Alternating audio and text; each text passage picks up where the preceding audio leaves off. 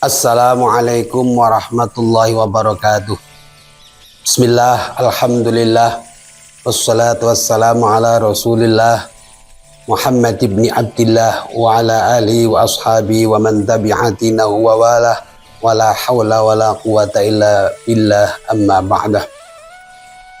Qala Allah ta'ala fi kitabil karim wa huwa asdaqul qailin. A'udzu billahi minasyaitonir rajim. Bismillahirrahmanirrahim. Innallaha ya'murukum bil 'adli wal ihsan wa ita'i dzil qurba wa yanha 'anil fahsya'i wal munkari wal baghi ya'idzukum la'allakum tadhakkarun. Wa qala aidan innallaha amarakum an tu'addul amanati ila aliha al-ayah. Innallaha ya'murukum an tu'addul amanati ila aliha al-ayah. Pemirsa Lingkar TV yang dimuliakan oleh Allah Subhanahu wa Ta'ala, izinkan pada kesempatan pertemuan pada kali ini saya akan mengetengahkan sebuah uraian tentang pemimpin yang amanah. Bicara tentang amanah, salah satu indikatornya adalah bersikap adil kepada siapapun, baik adil kepada dirinya sendiri, adil kepada Allah, adil kepada orang lain, bahkan adil kepada lingkungan. Kata adil yang secara bahasa artinya adalah lurus ataupun jujur. Ini maknanya adalah bahwa kata adil itu kebalikan dari kata zalim atau az-zulmu yang artinya aniaya. Kalau az-zulmu itu artinya adalah wad'us syai' fi ghairi mahalli, maka adil itu artinya adalah wad'us syai' fi mahalli, meletakkan sesuatu pada tempatnya. Artinya seorang pemimpin yang amanah harus bisa berbuat adil. Berbuat adil dalam arti harus berbuat lurus, jujur, tidak memihak kecuali kepada kebenaran dan kecuali kepada kemaslahatan umat atau kemaslahatan rakyat. Seorang pemimpin yang adil dicontohkan oleh Sayyidina Umar bin Khattab radhiyallahu anhu. Dalam sebuah kisah diceritakan seorang gubernur Mesir bernama Amr bin As yang menjadi gubernur pada masa Khalifah Umar bin Khattab suatu kali pernah melakukan perbuatan yang tidak adil. Dikisahkan ada seorang Yahudi yang rumahnya reot dan tidak pantas untuk berada di samping kantor gubernur Amr bin As. Oleh karena itu pada satu saat Amr bin As memanggil, kalau istilah sekarang Satpol PP katakan begitu, untuk menertibkan rumah-rumah yang sekiranya mengganggu tata kota. Betul, kemudian Satpol PP mendatangi kepada orang Yahudi itu untuk melakukan negosiasi atas penggusuran rumahnya dengan ganti rugi yang bisa disepakati. Namun apa yang terjadi?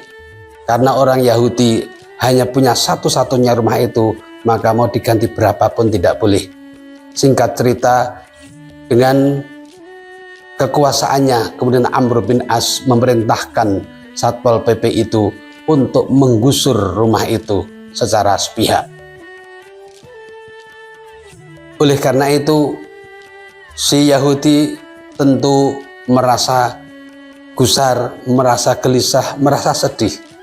Kemana dia akan mencari keadilan itu? Dia merasa tidak mendapat keadilan dari kebijakan sang gubernur Amr bin As. Lalu si Yahudi tadi memberanikan diri untuk berjalan kaki menuju ke Madinah untuk bertemu kepada Amirul Mukminin Umar bin Khattab guna untuk mendapatkan keadilan. Berhari-hari beliau menapaki jalan, menyusuri jalan menuju ke Madinah dalam jarak yang sangat jauh itu. Lalu sampailah ke Masjid Madinah. Di sana bertemu seorang laki-laki yang sedang berteduh di bawah pohon kurma. Menghadaplah sang Yahudi itu kepada seorang laki-laki itu. Wahai Tuan, tahukah kamu Khalifah Amirul Mukminin tahu di mana mereka istananya? Istananya di atas lumpur. Apakah pakaiannya bagus? Bagus. Terdiri dari sutrakah? Tidak. Pakaiannya adalah kejujuran dan ketakwaan. Di mana orangnya itu? Lalu Umar dengan tegas menjawab, saya sendiri adalah Umar bin Khattab. Oh, kebetulan sang Amirul Mukminin, saya adalah seorang Yahudi yang telah mendapatkan kebijakan yang tidak adil dari Gubernur Amr bin As. Apa itu? Tanya Umar. Rumah saya digusur secara sepihak dengan alasan kepentingan tata kota. Sementara itu adalah satu-satunya rumah yang saya miliki. Lalu Umar bin Khattab memerintahkan sang Yahudi itu untuk mengais tulang yang ada di tempat sampah. Wahai orang Yahudi, ambillah sebatang tulang yang ada di tempat sampah itu.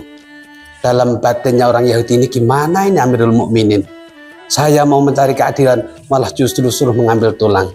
Tetapi apapun perintahnya kemudian dilaksanakan oleh Yahudi itu. Diambillah sebatang potongan tulang itu, lalu diberikan kepada Sayyidina Umar bin Khattab. Oleh Sayyidina Umar bin Khattab, seketika tulang itu kemudian digesek dengan ujung pedangnya sehingga membentuk garis lurus.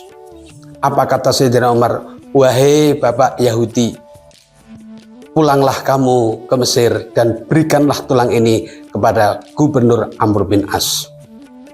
Dengan perasaan yang kurang puas, banyak pertanyaan dalam benaknya, namun merasa tidak ada alasan lagi untuk tidak melaksanakan apa yang diperintahkan oleh sang Amirul Mukminin. Pulanglah sang Yahudi ini dan menghadaplah kepada Gubernur Amr bin As. Begitu sampai di sana, diberikanlah tulang itu.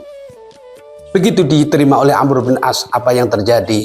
Amr bin As kaget sekaget-kagetnya, bahkan sampai keluar keringat dingin setelah melihat tulang yang digaris lurus oleh Umar bin Khattab, yang itu menunjukkan bahwa dia telah melakukan satu kebijakan yang tidak tegak lurus, tidak adil. Lalu menangislah Amr bin As, wahai Bapak Yahudi, aku telah mendapatkan peringatan dari Amirul Mukminin bahwa sikapku kepadamu kemarin sesungguhnya adalah merupakan sikap yang tidak adil. Yang sesungguhnya aku sebagai gubernur harus bertindak adil kepada siapapun, termasuk kepada engkau wahai orang Yahudi. Oleh karena itu, atas petunjuk khalifah ini akan saya ganti rumah kamu, akan saya dirikan gantinya rumah kamu sesuai dengan keinginan kamu, agar kamu merasa nyaman dan merasa kerasan dan betah di rumah itu.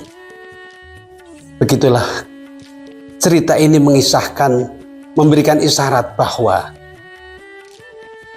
seorang pemimpin harus mempunyai sikap adil kepada siapapun tanpa membeda-bedakan suku, ras maupun agamanya.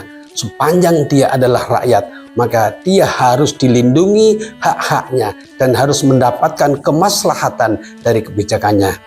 Itulah yang ditegaskan dalam satu kaidah fikih, tasarruful imam ala ra'iyati manutun bil maslahah. Kepemimpinan seorang pemimpin itu harus selalu didasarkan pada mewujudkan kemaslahatan bagi rakyatnya, karena sesungguhnya kepemimpinan itu tidak hanya mempunyai tanggung jawab di dunia saja, tetapi tanggung jawabnya sampai di hadapan Allah Subhanahu wa Ta'ala. Kullukum ra'in wa kullukum mas'ulun ar-ra'iyati. Kalian semua adalah pemimpin, dan setiap pemimpin akan dimintai pertanggungjawabannya atas kepemimpinannya di dunia itu. Apakah di dalam memimpin dia bisa amanah? Apakah dia memimpin bisa berbuat adil? Atau bahkan sebaliknya, tidak amanah, bahkan tidak bisa berbuat adil, sehingga masyarakat secara umum dirugikan oleh kebijakan-kebijakan yang dibuat oleh seorang pemimpin itu. Jika itu yang terjadi, maka pemimpin itu harus mempertanggungjawabkan perbuatannya itu, tidak saja pada dunia tetapi sampai besok di akhirat. Dalam konteks Indonesia, pemimpin di Indonesia, pemimpin yang amanah dan adil adalah pemimpin yang bisa menjalankan kepemimpinannya berdasarkan undang-undang dan peraturan-peraturan yang berlaku. Karena Indonesia adalah negara hukum, maka seorang pemimpin yang adil adalah pemimpin yang taat pada hukum. Demikian yang bisa saya sampaikan, semoga ada manfaatnya. Hadanallahu wa iyyakum ajma'in, wallahul muwaffiq ila aqwamit thoriq. Wassalamualaikum warahmatullahi wabarakatuh.